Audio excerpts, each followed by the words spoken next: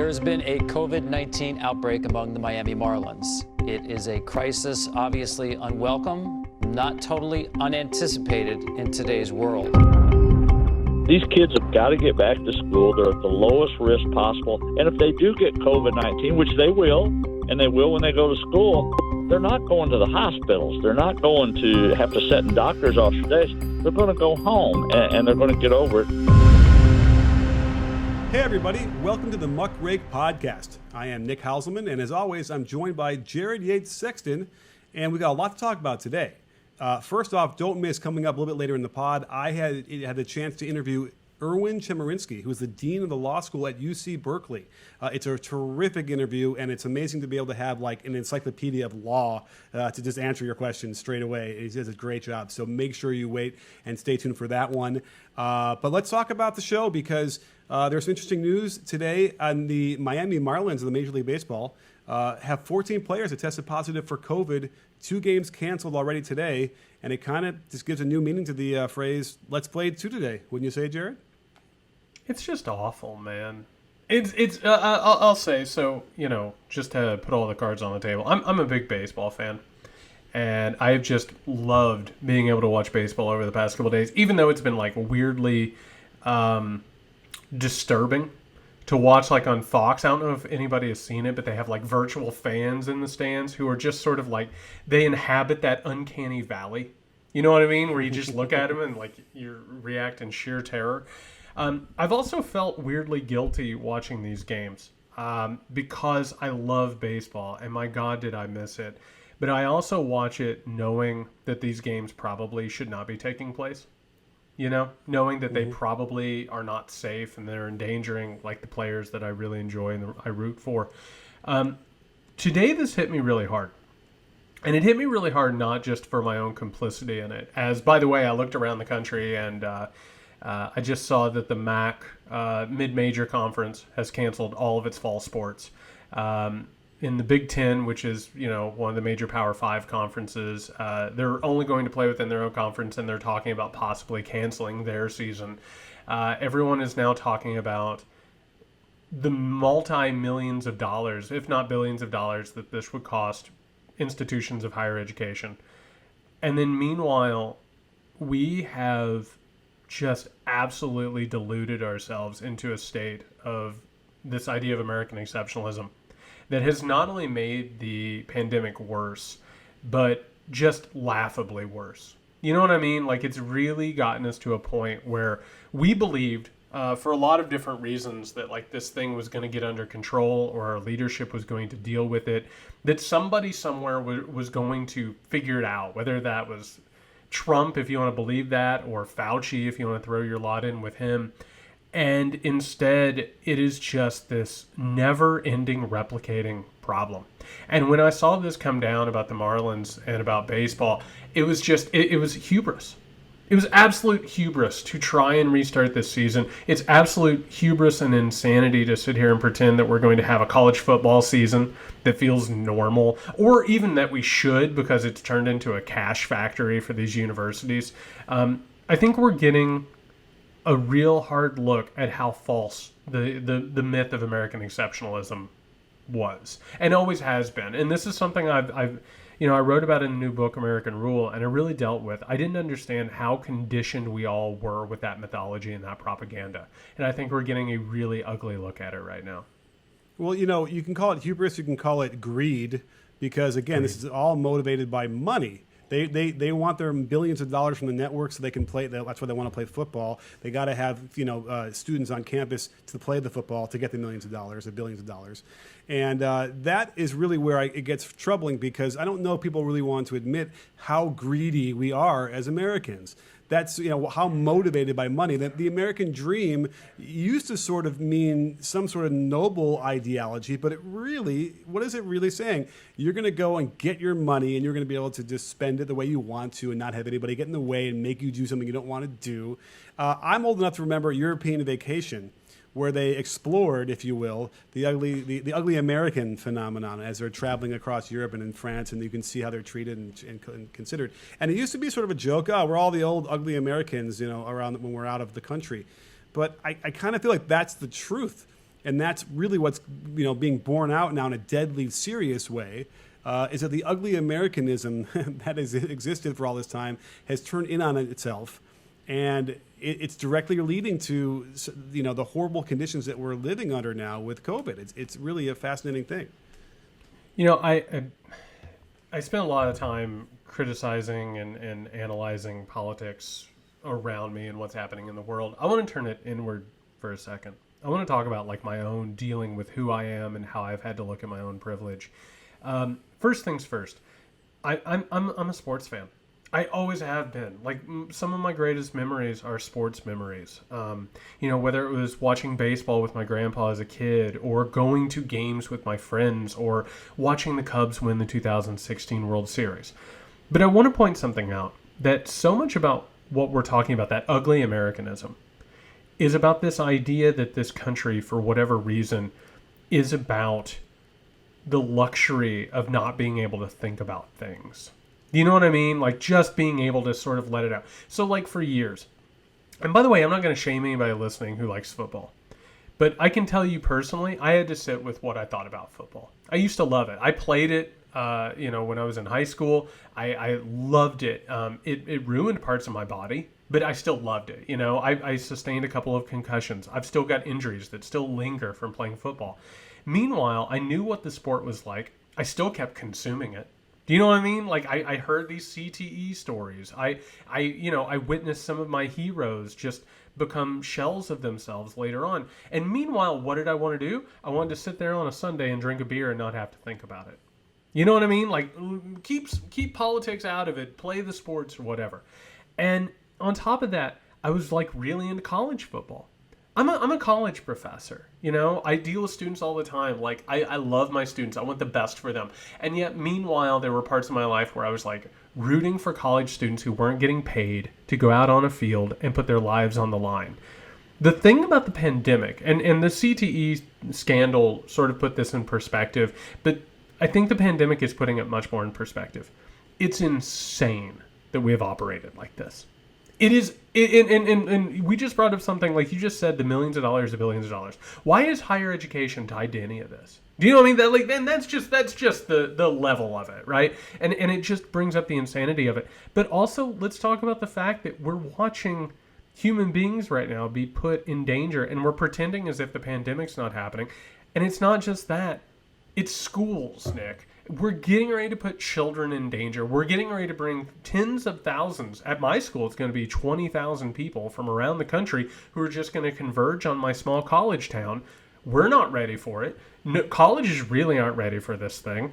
And the pandemic is not just not under control. It's growing, Nick. It's growing every single day. And for whatever reason, people are still caught up in the delusion that for whatever reason, America will work and things are just going to get fixed. But guess what? Sometimes things don't get fixed. Sometimes countries don't come back. Sometimes countries fall apart. And this is the sad truth. It's a wake-up call, and we have to look in the mirror. The governor of Missouri, Governor Mike Parson, was quoted as saying, quote, "These kids have to go back to school. And if they do get COVID-19, which they will, and they will when they go to school, they're not going to the hospitals. They're going to go home and they're going to get over it."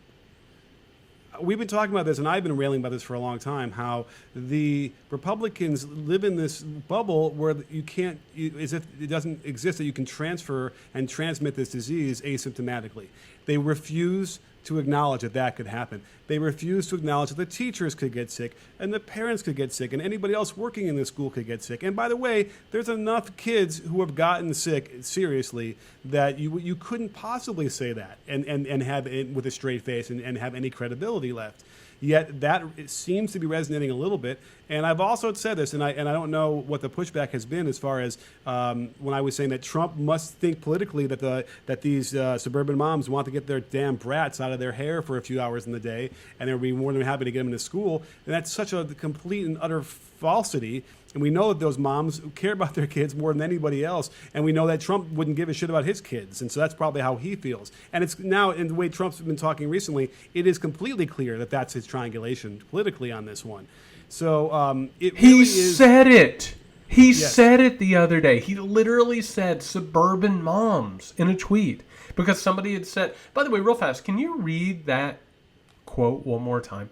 Sure. This is a quote from the St. Louis Post-Dispatch, quoted Governor Mike Parson. Quote, "These kids have got to get back to school. And if they do get COVID-19, which they will, and they will when they go to school, they're not going to the hospitals. They're going to go home, and they're going to get over it." Doesn't that make you nauseous? Like, really? Like, somebody who is in control of a state, somebody who has risen up the ranks of power, could say that. And by the way, not immediately go, hey, by the way, let me rethink what I just said. Let me restate that. Let me say this a little bit clear. I mean, this is something that got put out there. It is... Wait, do you want to just picture in your mind what a person like this looks like?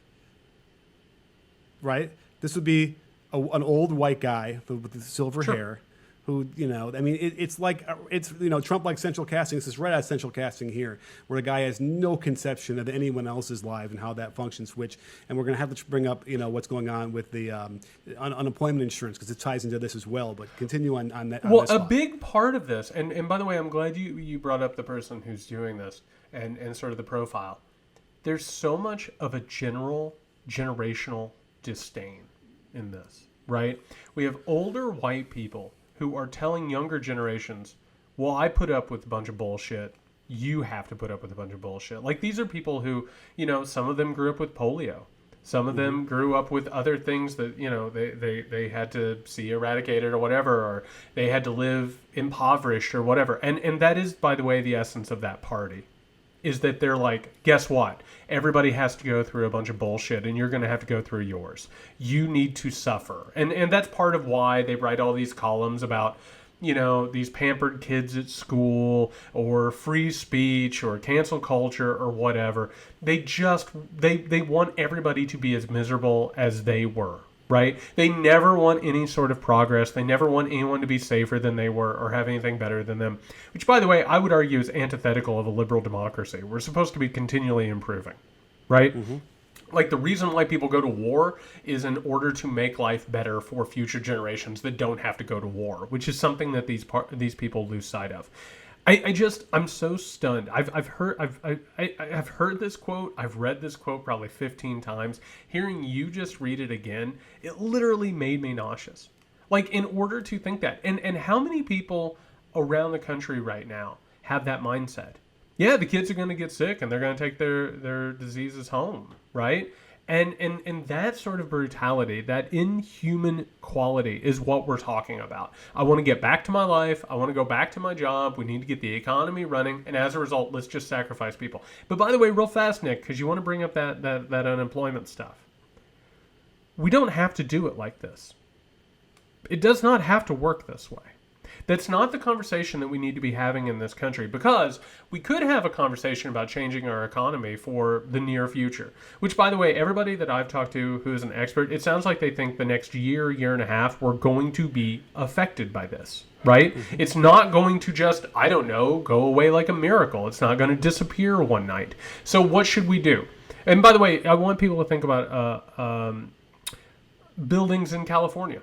Buildings in California are built to withstand earthquakes because earthquakes are possible, right? They're a probability. How many earthquakes have you had in the past year, would you say? How many have you felt, Nick? Oh, it's been pretty quiet, believe it or not, in L.A. Like, I don't know if you felt one. So we're ready. We're due. You just jinxed it. God damn it. Listen, as a person who grew up on, like, all kinds of, like, supernatural shit, like, I just got a little worried for you. Well, you know what this is like? This is like when in the middle of a perfect game, a pitcher's throwing, and then I ruined it. Yeah, we're gonna be broadcasting next week, and Nick is gonna be broadcasting from the island of California is what's going to happen. Right. But no, in a state where there are a bunch of earthquakes, you start building buildings to withstand earthquakes, right? You're like, okay, this is a thing that happens. We need to build a society. And by the way, these pandemics, this isn't the only one we're going to get. Like, we're bulldozing forests. We're taking over environments. We have a lot more vicinity with animals, factory farming and all of these unsafe practices, the using of resources. We're going to have more. So we shouldn't just be sacrificing kids and saying survival of the fittest. We should be creating an economy that can withstand this and is humane. But if we have that conversation, guess what? We have to talk about the economy and we have to start changing it. And there's a lot of wealthy, powerful people who don't even want to start a dialogue about how to change the economy. Well, I think it's also the credibility of politicians. And I think that there is this one sect of people that don't think that leaders have much influence on people. Like, I think a lot of people who are thinking that this is nothing and it's all a hoax or the pandemic and whatever, they must think, oh, well, politicians don't have much control over me. I'm a free thinker. However, they're very quick to attack the left, for instance, and say how much they're lying. CNN's lying, and then, the politicians are lying. So it's this weird dichotomy that they get trapped in, and it's fomented by the right-wing Republicans because they don't think that they're sheep and that they're following, but they are even more sheep-like than anybody on the left would be, because at least it feels to me, when you speak to enough people who are progressives, there is a critical thinking aspect to how they approach these things generally.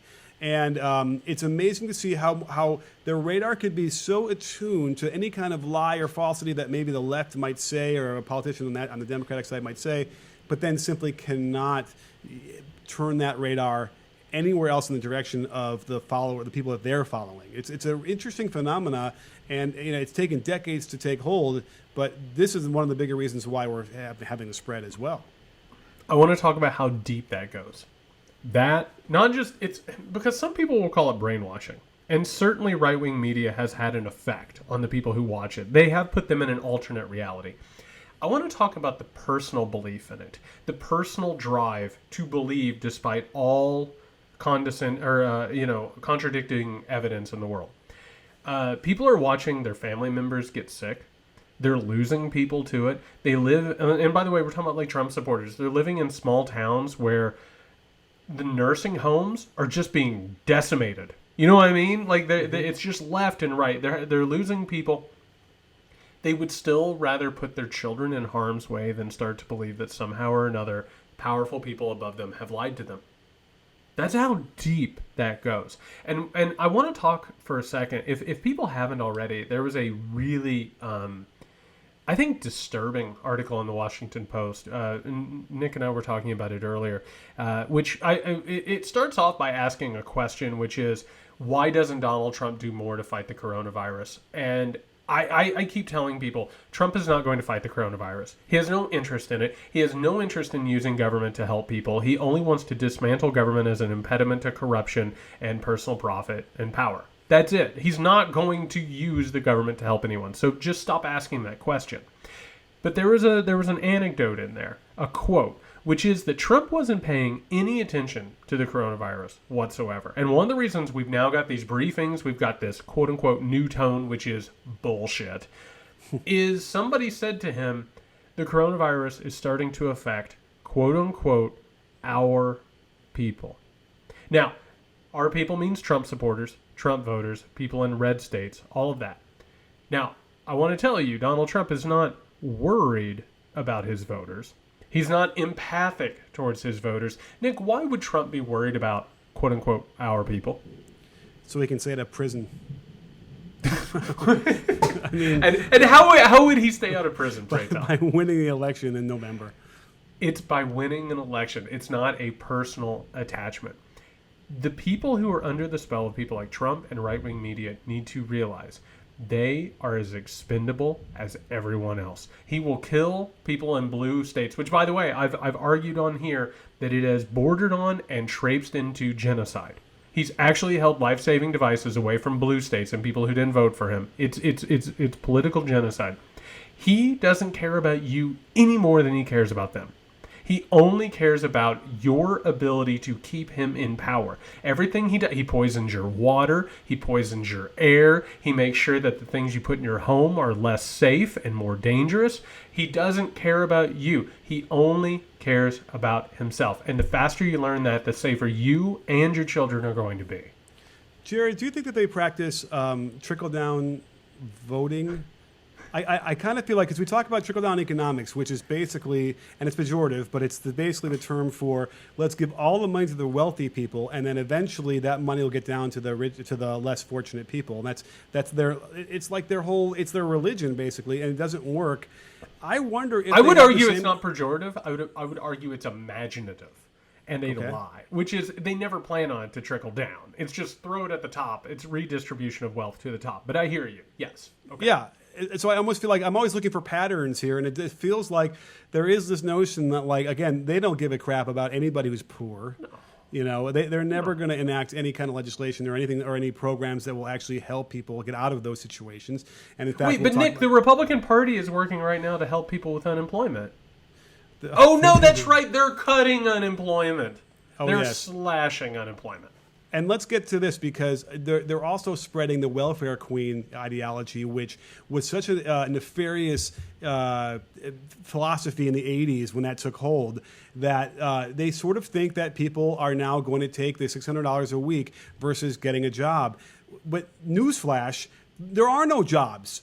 They're losing millions of jobs every month, though there are no jobs to get. And I have to tell you, it's easy for these people to sort of envision whatever this racist thing is of, like, these black people sitting on couches and just watching TV all day collecting welfare checks, when in fact there's never been a study that the studies are the opposite. They prove that these don't take people's motivation away from wanting a job. People have pride. They want to work. They actually want to work for the money they make.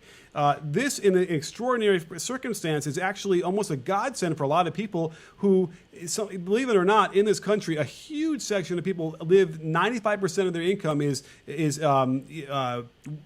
exactly what they need to pay to live on, you know, the rent and bills, right? They don't have any discretionary funds. So to have all of a sudden a little bit of relief where they can pay some of their outstanding debts is like a godsend. And now they're going to cut it off right, you know, cold turkey this month, and not really replace it with much else besides that, and then expect them to go get these imaginary jobs.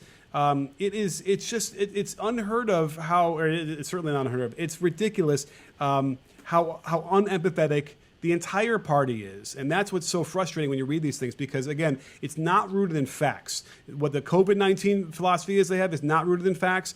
This notion of, like, what the poor class of this country, how they are, what their motivations are, is not motivated in fact either. And it's just, it needs to end. Once and for all, we need to get rid of these people who want to, you know, traipse in fantasy and conspiracy and not look at what the reality is. So, watching this Congress, and particularly the Republican Party, makes me feel stupid. Makes me feel hazy, Nick. It's so hard to... So I'm just going to ask you a couple of questions. If you could bring me back to the shore, if you could. Okay. What happens with populations when they don't have enough money and they don't have the means to live their lives? What ends up happening with crime and breaking of the law? Oh, it goes up big time. Wait, but why would that happen? Because the Republican Party is so pro law enforcement, and they're so strong on that. It's weird that they would make things like that happen, isn't it? Yeah, well, no, I mean, listen, it's a radical idea that the better people do, and the more money they make and the more jobs they can have and the better jobs and the better benefits, it's amazing how crime just, like COVID-19, just disappears. Man, it's also weird because the conversation we're having right now is about a paranoia that people of color are going to be more dangerous than anyone else, which is part of white supremacist paranoia. And one of the reasons why we have a police state and mass incarceration, and also led to things like, you know, the Confederacy and violence and all kinds of moments of civil rights. But weirdly enough, it turns out that when white people don't have money and don't have jobs, it turns out that white men in particularly, let me check my notes, that's right, they're more likely to become radicalized and violent and dangerous, which I don't know if you saw it or if our audience saw it, but there was a report that came out that said that right-wing white terrorism is one of the more violent threats to the country. By the way, real quick question. Did I have that, Nick? Did I have that in prior episodes? Did I predict that? I believe I did. I believe I did. More than once. Okay. Listen, I'm a Hoosier. It's really hard for me to take a win. I'm just going to take a quick win. That's all I'm going to do. It is the major threat facing the country. Okay, so what happens if, let's say, the Republican Party torpedoes any sort of unemployment checks, any sort of support, and all of a sudden you have a bunch of white people who are already amped up on white supremacist paranoia. They're watching Plandemic around the clock, right, and getting pissed off at Fauci and the Democrats and liberals. By the way, they're probably already sharing QAnon bullshit, because I can tell you everybody I'm following and looking out for, they're diving deep into the QAnon fascistic bullshit. Jesse Waters apologized for giving him a big shout out. Isn't it weird that this stuff starts on the fringes, and then it moves in, and then it moves in, and then it moves on, and then all of a sudden it gets mentioned on Fox? It's really weird how that happens. And then all of a sudden, I don't know, QAnon people are in Congress. So anyway, we start taking away those people's benefits. They have no opportunity whatsoever to go to work. Like you said, people want to go to work. They want to have direction for their lives. They want to have pride in what they're doing. Well, guess where they find pride? They find pride in extremist groups. They find pride in violence, feeling like they are larger than their own shame. And they find pride within radicalization.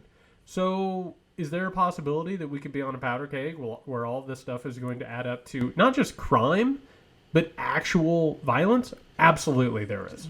Jared, 1933 Germany just called. They want their sentences back. Nick, time out. Are you telling me that Nazi Germany and the Third Reich was in part powered by a Depression-era group of young men who had nothing else to do and were insecure, and so they threw their lot into fascism?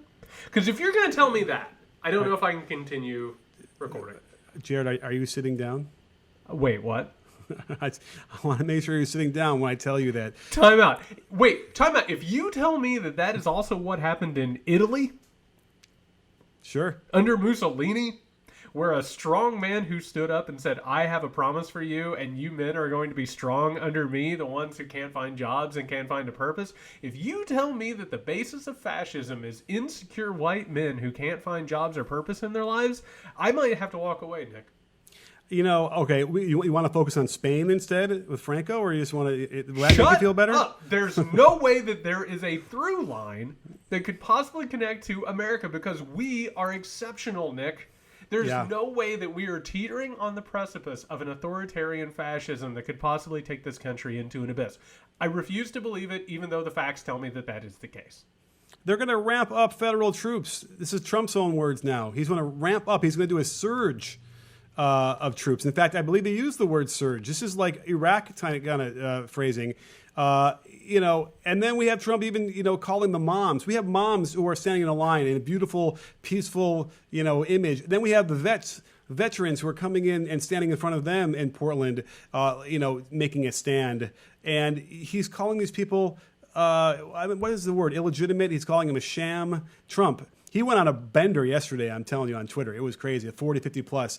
And, the only thing I get worried about is that I don't think people recognize how influential he is. He is a leader, for however, you want to classify him. And these ideas and these words mean something. And I feel like even the people who are most affected by it don't even necessarily have the reflection to understand that. But they are. It would be bad enough if it was Trump alone. But I want to give people a little bit of history here and bring this around, because we got to talk about Tom Cotton in a second. But I just want to focus on our good friend Dan Crenshaw, who went on Fox and Friends today, and he said that Antifa has uniforms, and yes, they exist. You can call them anarcho-fascist communists. Which, by the way, Nick, I don't know how much you know about the rise of fascism. Do fascists and communists get along? No. One of the defining characteristics of fascism is that they hate communists, and that they are fighting versus how government should work, and they are natural antagonists towards each other. But he says, in any case, they're basically a domestic terrorist organization. What do you do with domestic terrorists, Nick?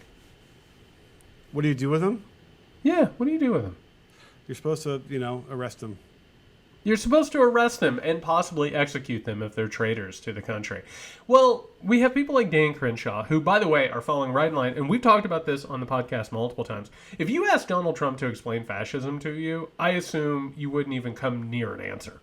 He intuits it, right? It's instinctual. He's an authoritarian by who he is. I'll tell you who gets it. Dan Crenshaw and Tom Cotton. Because these are people who are engaged in a white identity fascism that is based on trying to raise up exactly what we're talking about. You have Crenshaw spewing that bullshit, which I tweeted about this earlier. It's a choose your own adventure white supremacy paranoia, right? Wow. Choose whatever upsets you the most, and you want to grab your gun and go out and shoot somebody in the streets, which, by the way, I don't know if you saw, Louisville arrested a couple of right-wingers who were up on top of buildings with long guns dressed in fatigues who were just aiming at protesters. So not that that's going to boil over. Meanwhile, we got good old Tom Cotton, who's become a favorite of the Muckrake podcast. Let's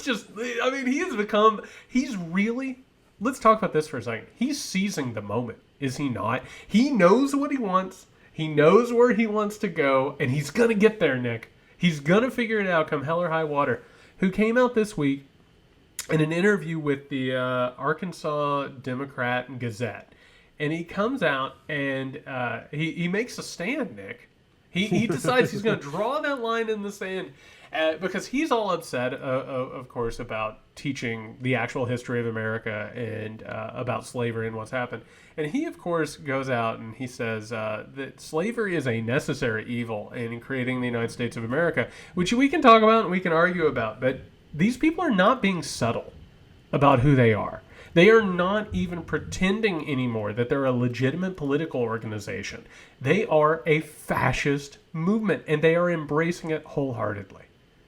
It gets worse, though, because we have to pull apart a couple of things he said. But not even 4 days ago, he already is introducing a bill that will forbid schools from teaching about slavery, basically. He wants to discredit the 1619 Project as if it didn't happen, or that's not really the way we're supposed to be teaching American history. And this is a Pulitzer Prize-winning piece of journalism that really dove deep in a way that we hadn't really read before about the origins of slavery. But Nick, it talks about African-American experience, so it has to be bad, right? It looks at American history through a lens that most people aren't comfortable with, so it has to be bad, right? Listen, I said that before, but I kind of want to maybe I can say that even more clearly now.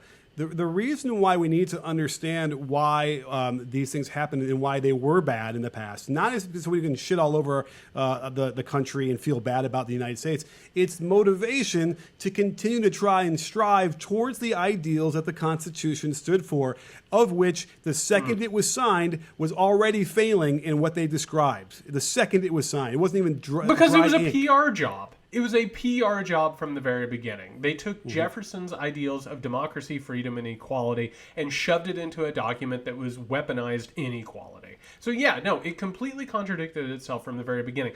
And these assholes, like Tom Cotton, want to stand in front of it. And why? Because if we actually work towards those principles, that would probably hurt the powerful and the wealthy, would it not? Because they have built their power and their wealth based on weaponized inequality. So if we even start having that conversation, whether it's about coronavirus, unemployment, making a humane economy, or changing our history, it hurts them. They know that they cannot succeed, particularly the Republican Party cannot succeed if we actually talk about reality. Do you know what really helps and makes capitalism succeed in its purest form? You know what really is the most important part of this is? Adam Smith would argue self-interest, but I think Adam Smith can go to hell. Yeah. And so I would make an argument that it would be actual competition between people. Well, yeah, how about fair competition? Fairness across the board. Fair. I talked about this last night on the live stream, and somebody asked me real fast, and I want to get this on the record on the podcast. I've brought up hypercapitalism a lot, and people want a definition of it. Hypercapitalism is when it's not capitalism anymore. The idea of capitalism is a free market where everybody can compete with each other, right? They hold each other in check. Hypercapitalism is when a powerful and wealthy few start to dam off capitalism. They start to control it to the point where it's not fair anymore, and they destroy competitors, and they start owning politicians, and they stop thinking about human beings, which is where we're at. So you're exactly right. We're not even talking about the idea of Adam Smith, although I'm sure Adam Smith would be super ass excited about hypercapitalism, right? He would probably write the first book about it if he was still alive and, menacing human beings. But this whole idea that we've got right here, they love it. They love this idea. They're not actually capitalists. They're not actually about free markets. These people love hoarding the power and the wealth for themselves, and they will do anything to destroy it, including and especially embracing fascism. Yes, which an offshoot would be disenfranchising poor people and attacking the post office. Now, what we're also seeing... that's number 2 on how to get to fascism. You attack the post office. Yeah, I mean, seriously, that... I agree. If there was ever a symbol of, free and fairness and, very inexpensive way to send very reliable messages across the country... Wait. This was it. Not just reliable. Private. You have privacy if you use the U.S. Postal Service. You have relative privacy if you're not sending bad materials or something that's threatening. Guess what you don't have with a private enterprise? Privacy. Right. They don't have to go through that type of thing. And on top of that, you're exactly right. You erode democratic institutions one by one. That's what the Republican Party has been doing. They've been knocking over dominoes everywhere they can find them. I love that you went to the post office, though. I love that was number 2 on that list. Here's the prediction. They say that you have to have your ballot postmarked 7 days before the election, no later than that.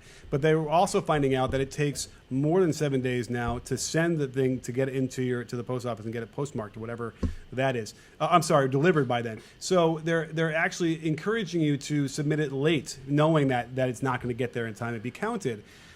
This is going to get ugly, and it's going to get worse. Believe me, we'll be laughing at whatever we mentioned in this podcast, how bad it was and what the things are doing with Tom Cotton and his stuff. It's going to get 10 times worse between now and November, guaranteed. What a shit show this election is going to be. But I would be remiss if I didn't use this as a way to segue to mention to everybody that we're getting ready to start offering more premium content. We're going to open up a Patreon at the beginning of August where we're going to have live coverage of the conventions, post-debate coverage, and election coverage, which if you want to hang out with us while we sit here and chew our fingernails to the nub as we watch election returns come in and as democracy hangs in the balance, look into that if you want more information of that. And by the way, we've had such amazing feedback on this, and we've had so many people coming out of the woodwork. We are so grateful to all of you. Shoot us a quick email over at muckrakepodcast@gmail.com. We'll get you on a newsletter and keep you up to date on things. We'll have more information in the next couple of weeks. But you're absolutely right. This thing is going to get really ugly really fast. And I keep telling people, and they need to keep this in mind, fascists do not give up power easily. And do you know what they don't like? Elections. They really, really hate elections. And these guys in particular have shown an antipathy towards the idea of democracy from the very beginning. So we're looking at the possibility of things getting incredibly hairy over the next couple of months, my prediction, the next couple of weeks, probably the next 2 to 4 weeks, are going to get batshit crazy. And it's not just because of troops. It's going to be Trump angling for more and more support as his polls go down and as COVID gets worse. So the next month, I think, is going to be absolutely crucial, and it's going to get really hairy real fast. And don't forget, the number one thing I think that fascists hate, aside from elections, is communists. Laws. They hate, no. What they do with laws is they take laws, they destroy them, and then they rewrite them. That way they can have their fascism ingrained in the law, which, by the way, is what you're seeing with Barr, right? He's completely perverting the legal system and turning it into something new and moving it around. No, you're absolutely right. They hate laws. Right, and so with that in mind, we were really lucky to be able to have the dean of the law school at University of California, Berkeley, very smart guy, an encyclopedia of knowledge, Erwin Chemerinsky, who's going to come on the show in a minute. And I had a chance to really sit down and just ask him a whole lot of questions. A lot of the things I'm sure people are really we're always questioning and wondering just how legal are these things and what does the Constitution say? And even more importantly, how radical are the ideas that he is violating these laws? Is that some crazy fantasy that one random law professor has? Or is there a standard across the country that these really smart people all feel he's violating? Two questions before we move to that interview. One, how lawful are they? Not very. Not very. And by the way, is this a crackpot conspiracy theorist? Is he putting on the tin hats with us? Who is this again? Yeah, he's the dean of the law school at the University of California, Berkeley. You're talking about That's one not of the top that's law not a schools. great school, right? It's pretty Berkeley? good. Yeah, Berkeley. Wait, Cal. UC-Berkeley? That Bears. doesn't ring a bell. Wait, are you telling me that this is a reputable school and somebody is coming on this podcast from a reputable school in a high position? Is that what you're telling me right listen, now? I made him verify himself because I asked him, and you'll hear in the thing, I said, do you talk to other deans and other scholars across the country? Because I wanted to make sure that he wasn't such a radical tin hat guy and that what he was telling me was some consensus. And in fact, yes, he's very, I'm sure he's very conservative in his views on what laws they're breaking and not breaking. I can't wait for this interview. Let's do it. I can't wait either. So here it comes. Hey, everybody. Welcome back to the Muckrake Podcast. I am honored to welcome on the show today Erwin Chemerinsky, who is Dean and Professor of Law at the University of California, Berkeley School of Law. Dean Chemerinsky, thank you so much for joining us. I can't thank you enough. It's my pleasure. Delighted to do it. Well, I'm glad that you're here because we do a lot of political analysis here and what it means in the context of the history of our country. But we don't often have somebody who can really give us the deep insight into what the actual Constitution says about these things. So what's on everyone's minds, and I think what's not clear, is exactly what are the ramifications of sending federal troops into local communities to enforce the laws and basically act like police. So I was wondering, where would we start in the beginning if you were looking at this from a law standpoint? Sure. You have to start with the basic principle that the federal government, including the president, can act only if there's constitutional or statutory authority. So let's talk about what the president can and can't do with regard to law enforcement. The president could do is invoke the Insurrection Act of 1807, which would allow him to send troops into cities if they're such a threat to enforcing federal constitutional rights that there's no alternative. President Trump has not invoked the Insurrection Act of 1807. It was used in 1958 by President Eisenhower to desegregate the Little Rock schools. It was used by President George H.W. Bush in 1992 when there were riots in Los Angeles. But it's not being used here. Another possibility is the president can have federal law enforcement enforce federal laws. The FBI can enforce the federal laws against kidnapping or bank robbery. ICE can enforce federal immigration laws. And so if what these federal law enforcement personnel were doing is protecting federal property from destruction, then that would be constitutional. The problem is what we're hearing and seeing on video is protesters being rounded up miles from any federal building, and President Trump saying that what this is about is bringing law and order to these cities and stopping these protests. That has nothing to do with enforcing federal law. What the president can't do, the president can't enforce state and local law. The Constitution is clear that the federal government doesn't have the police power and cannot exercise that authority. Yet that seems to be exactly what President Trump says is going on here. Also, the president can't authorize violations of the First Amendment. What we've seen on video and heard accounts of is peaceful protesters being rounded up by the police, and that violates the First Amendment. We've seen pictures of Border Patrol agents sending out canisters of tear gas and shooting projectiles to scatter protesters. That violates the First Amendment. President Trump has said he's focusing on these cities that have, quote, liberal Democratic mayors. That's a violation of the First Amendment. Also, the president can't authorize violations of the Fourth Amendment. When these law enforcement officers are arresting people without probable cause, that violates the Fourth Amendment. Well, let's dive into that one because this is the laundry list of possible violations of law. And the Fourth Amendment, it deals with illegal search and seizure and needing probable cause. So it seems like there's analysis out there that when we've seen the videos of these, basically they're not marked as police. They might have a little patch that says police, but they certainly don't look like any police that I've ever seen. Is there any burden on them to appear as officers of the peace, of a city? Is that part of the law? Custom is that police officers are identified in terms of the department or level of government they work for. LAPD, that's prominently displayed. Chicago Police Department, that's prominently displayed. FBI, it's prominently displayed. Here, these were individuals in camouflage that simply said police, but no one knew who they were. We heard from some of the people who were apprehended that they didn't know if this was vigilantes, right-wing groups apprehending them, let alone a part of the government. And what about the fact that they're putting them into rented vans from Enterprise?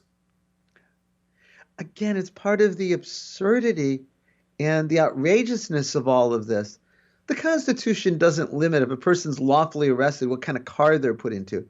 The key is these are individuals who are not being lawfully arrested. They're arrested without probable cause. We know of instances they're being taken to a federal building, being detained, given their Miranda rights.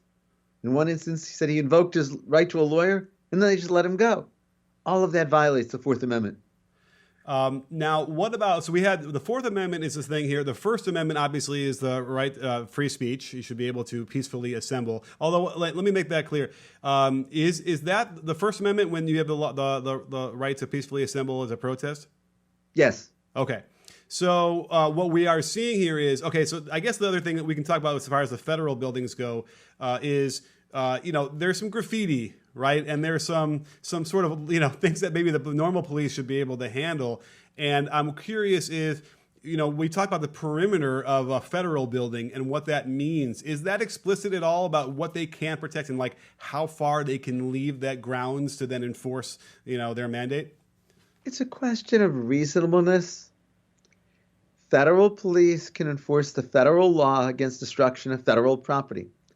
But when you see police rounding up people blocks, even miles from the federal building, it's not credible that what they're doing is protecting federal property. Keep in mind, too, President Trump doesn't put this in terms of protecting federal property. President Trump says this is about ending protests and returning law and order. Now, and there is precedent to being able to use what he says to the press in a courtroom, right, to argue your point. Is that right? I'm not sure I understand the question. So if you were arguing this in front of a court, you would be able to submit as evidence what he's saying to us on TV? Absolutely. I mean, the question is, what are they doing? What's their authority for being there? And what better evidence of that than what the President of the United States declares? So with the Insurrection Act, which is an interesting, it's rare, I think, in these days when you have to talk about laws that are so old, and we can dive into a couple of those coming up. Can you give us a little context of, exactly what why was that act written in the first place? What was it really for? It was written to deal with the possibility of an insurrection in the United States. And there was the belief at the time that Aaron Burr might have been leading such an insurrection, especially in some of the new states. And the law was passed. It's been modified and amended over the years. Most recently, for example, after Hurricane Katrina, it gave the authority to send in troops after a natural disaster. One part of it would allow state and local, or specifically state governors, state legislatures, to request federal military assistance. But the governor of Oregon, the mayor of Portland, the mayor of Chicago are saying they don't want it. So it would have to be the president invoking this. In order for it to be used, the president will have to sign a proclamation. The president will have to declare that he believes that in that state it's impossible to protect federal constitutional rights without the presence of these troops. President Trump has not attempted to use this authority. So are you saying that it's as simple as him simply, I guess, filling out a form that does that proclamation and then they could go in there and just do it? Well, if he issues such a proclamation, then he would have the authority to send the military in. Of course, there'd be a challenge and argue that the predicate under the statute is that federal constitutional rights can't be protected without the presence of these troops, and the mayor or the governor would certainly challenge that premise. Okay, and it seems like they're not interested in dealing with having, well, I guess they certainly have no problem being litigious, but it doesn't sound like they want to actually follow these rules. And we've seen, it seems like time and time again in this administration where simple competency in the law would have avoided some of the issues they've had. The 10th Amendment seems to also be a part of this as well. Am I correct in saying that? Sure. The 10th Amendment simply says state and local governments can do anything that's not prohibited by the Constitution, but the federal government can act only if there's constitutional authority. The 10th Amendment says all power is not delegated in the United States, nor prohibited to the states, are reserved to the states and to the people respectively.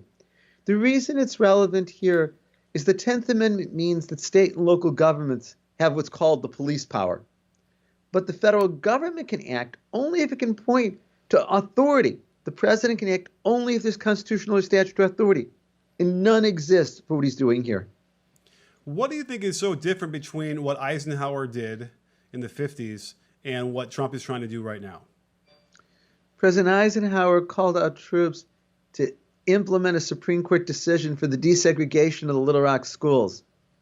President Trump is using these troops to quell protests. President Trump is doing so to help his own political message with regard to law and order. Using troops for this political gain is totally different than Eisenhower did. It's quite outrageous. Is it safe to say that you probably are in contact with lots of scholars of the law across the country? Yes. Okay, and I ask that only because I'm kind of wondering just how radical is this idea that he probably should be stopped lawfully from doing these things? I think there's overwhelming consensus that this is inappropriate. In fact, two heads of Homeland Security in Republican administrations, Tom Ridge and Michael Chertoff, not liberals by any means, has said that this use of the Border Patrol and Homeland Security is outrageous. Think about it. The idea of an essentially secret police force commanded by the president to round up dissenters, that's not something we equate with democracy. That's what we think of as a dictatorship. Isn't that supposed to, what are the checks and balances normally that would avoid having these things happen? Well, I would have hoped that tradition and history would provide a guardrail here and keep it from happening. No other president has ever done that. And so I would hope that would keep any president from doing it. But of course, this president has done many things that no other president has done. The next guardrail is going to come from the courts. Lawsuits have been filed in the courts to stop this, and I hope they succeed. Well, and Congress will then pass laws that limit the ability of future presidents to do this. Well, that's another good question we'll talk about in 1 second. But I do feel like the Founding Fathers must not have envisioned someone who would so completely ignore, I don't want to call them norms because that seems too fecal. There's no teeth to that. But the notion of the president commanding citizens not to follow subpoenas seems to be unprecedented. Is that safe to say? Yes. I mean, even when there were impeachment inquiries of Andrew Johnson, Richard Nixon, and Bill Clinton, they had their aides comply with congressional subpoenas.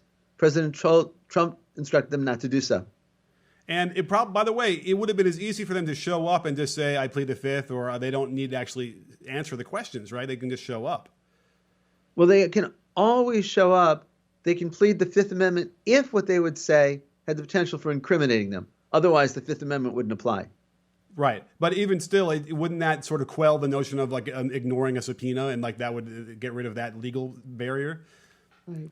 But time and again, in the examples you mentioned, or in diverting the funds to build the border wall after Congress refused, or this, President Trump has shown he has no respect or regard for the law.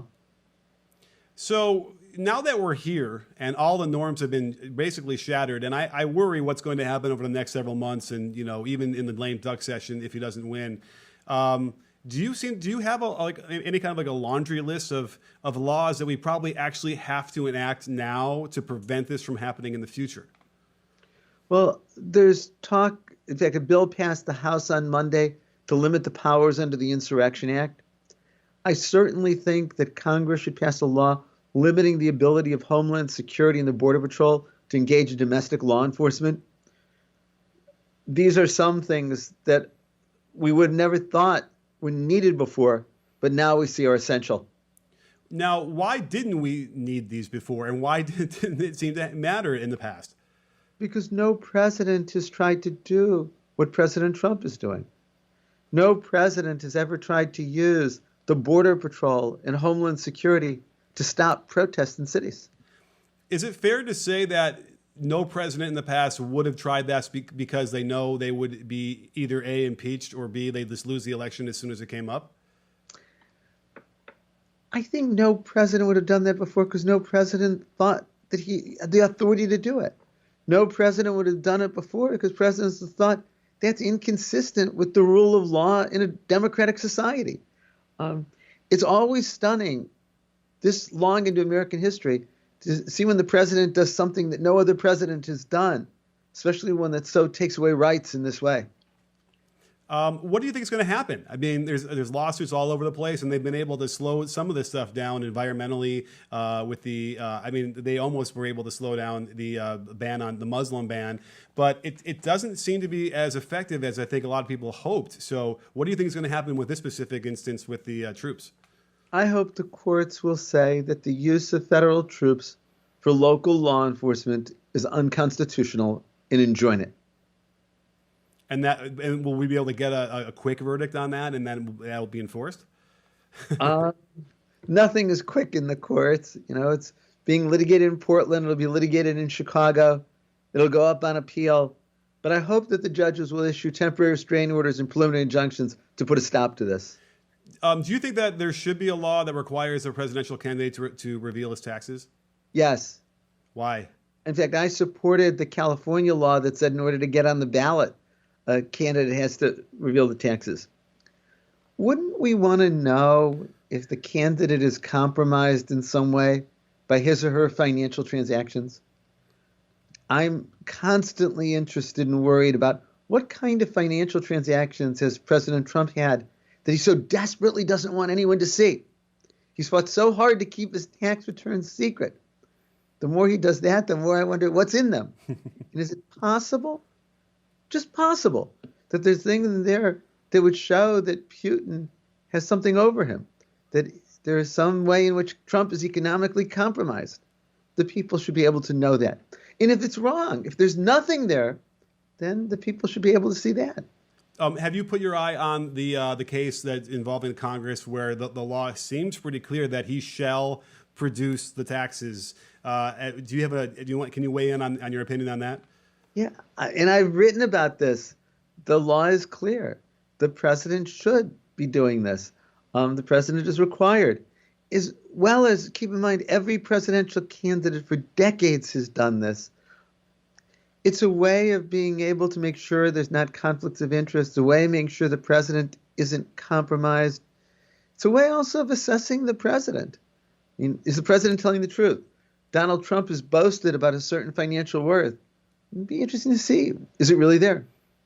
I agree. Well, as we wrap this up, I figure throw out a couple more, because if we're going to go way back in the past to look at the Insurrection Act of 1807, what are your feelings about the Hatch Act and the Logan Act as far as enforcing these things that were installed so long ago and might not really apply to today's political climate?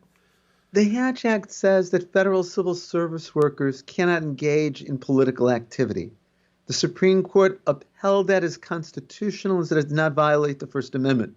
There's reason to believe that some civil service workers in the Trump administration are violating this. There's an article in the Los Angeles Times about that. The Logan Act says that private individuals can't pursue their own foreign policy, that foreign policy is conducted by the president and the executive branch of government. We now have reason to believe that Michael Flynn, among others, was violating the Logan Act. The statutes may be old in the case of the Insurrection Act since 1807, but that doesn't make them less important. Okay, so obviously they were smart when they came up with these things and realized these things apply no matter what time frame we're living in. Exactly. Okay, and because certainly if you see President Trump with a whole bunch of cans of Goya beans, and then his daughter, who's also part of the administration, it would seem like that's a slam dunk case. Yet nothing happens, and I'm just wondering how is that possible? Neither Trump nor his daughter are covered by the Hatch Act. That said, for him to so blatantly be endorsing a product because the president of the company supports him is not only unseemly, but it's just inappropriate. Fair enough. Inappropriateness is not one of his strong suits, or excuse me, appropriateness is not one of his strong suits. So, how about last thing? This poll tax in Florida that they are now. Excuse me, I should accurately consider it. They're trying to enforce felons who might have court cases, court charges they need to pay. People are now coming in. LeBron James, among others, and to pay it. They're just going to create a fund and pay all these things. Do you anticipate that going to be a legal challenge by, I suppose, DeSantis in Florida? Well, the legal challenge is already there. What was involved is Florida amends its constitution to allow ex-felons to vote. The Florida legislature, controlled by Republicans, passed a law and says that they can only vote if they pay their outstanding fines and fees. And many have fines and fees, and they won't be able to vote. The Florida District Court says, hold it. That's charging them money in order to be able to vote. The Supreme Court declared that unconstitutional when it struck down the poll tax. The Court of Appeals ultimately reverses, and the Supreme Court says 5-4, we're going to stay out of it. I think that it's wonderful if people like LeBron James will create the fund. I'll donate to it so that these individuals are able to vote. I don't think there's anything in the Florida law that specifies who pays the money, just that it has to be paid. Absolutely. That sounds reasonable to me. So, well, Dean Chemerinsky, thank you so much for joining us and breaking it down. I trust you'll be safe. You're going to be probably virtual teaching this fall, right? We are. Okay. Well, that's it. Well, you know what? Maybe I'll try and steal someone's login. I would love to audit one of your classes one day. Be delighted to have you. To see what happens in the hallowed halls of Berkeley. So, thank you so much for joining us again, and be safe, please. You too. Thank you. So thanks for coming back with us. That was Erwin Chemerinsky, who is the dean and also professor of law at the University of California at Berkeley, and just a tremendous resource to be able to get as much information as possible on the Constitution, what is legal, what's not, and that's just it's not loud enough in this country. I don't think people are getting it clearly enough. I'm so glad that competent people keep coming on this podcast, and we just have them absolutely fooled, Nick. We keep having brilliant guests who have smart things to say and are like, they get it and they understand what's going on, and somehow or another we keep tricking them into coming onto this podcast. So I'm so happy, and I'm so happy. You just got to ask, right? But we're so happy to have you along for this. I have to tell you, just a real heartfelt moment. I am so thrilled about what this podcast is becoming, and we have you to thank for it. The support from our listeners has been unbelievable. You have built this thing up, and the things that have helped time and time again. Liking the podcast, subscribing, commenting, and telling people. I keep getting notes from people who say, my friend told me about this, my cousin told me about this, my colleague told me about this, and now they're hooked, and we are so thankful. So please tell people about it, like, subscribe, and again, drop us a quick note over at muckrakepodcast@gmail.com. We'll keep you up to date on the exclusive content that we're getting ready to offer and all of the changes we've got coming. It's really exciting. I'm excited. Are you excited? Yeah. Oh, hypercapitalism, man. Patreon. But hyper in the strict hyper sense. Like, we're really excited. I was showing actual excitement. I said, "Are you excited?" And you said, "Yeah." Oh, yeah. I am very excited. I'm jumping for joy. I really am. But that's what I'm saying. Hypercapitalism, literally hypercapitalism. We got to grow, though. We got so many good ideas. We're talking about doing feature-length documentaries. We're talking about, expanding out, having some really, really exclusive shows. Like we said, post-debate coverage, post-convention coverage, election coverage. Basically offering you all the things that you get from things like cable news and the news. But we're going to talk about the things other people aren't going to talk about. We're going to give you actual context and analysis that other people aren't willing to do. So please, again, drop us a note over at muckrakepodcast@gmail.com. Until next time, if you need Nick, he's over at Can You Hear Me SMH. I am over at JY Sexton. And until then, stay safe.